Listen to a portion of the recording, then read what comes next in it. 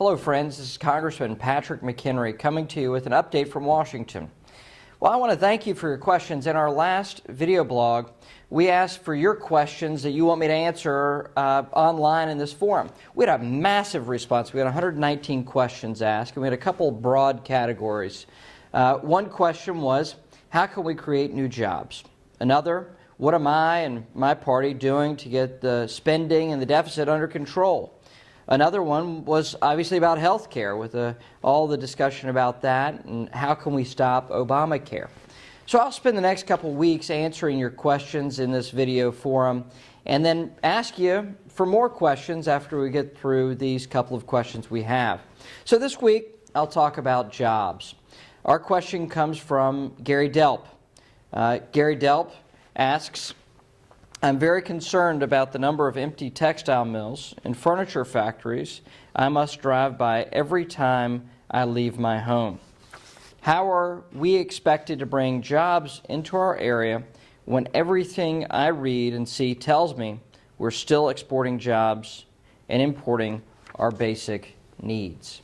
Well, my jobs plan is very straightforward. First, we have to stop Washington from making things worse. The new rules, the new taxation, the new health care bill, the new energy tax, all these things have a destabilizing effect on the marketplace and really prevent people from making the investments necessary to grow the economy and grow jobs. So, with that, the second point is restoring confidence by confronting our massive deficit. We have to balance our federal budget. We can't keep going on with a budget deficit of over $1 trillion, which is what the President's proposed this year. So by stopping the process of making things worse, restoring confidence by confronting our budget deficit, which will help us get the lending we need for small businesses to grow and prosper, we can also reduce the cost of energy. First of all, we have to say no to the cap-and-trade bill and the energy tax the Democrats are proposing this year. Then we have to say yes to new oil shale, clean coal, nuclear, renewable, natural gas, all these areas where we can invest in new American energy production that can make us energy independent over the long term. Then we can also stop these bad trade deals that have made things worse. One of my first votes in Congress was voting against CAFTA, the Central America Free Trade Agreement. It's a bad deal.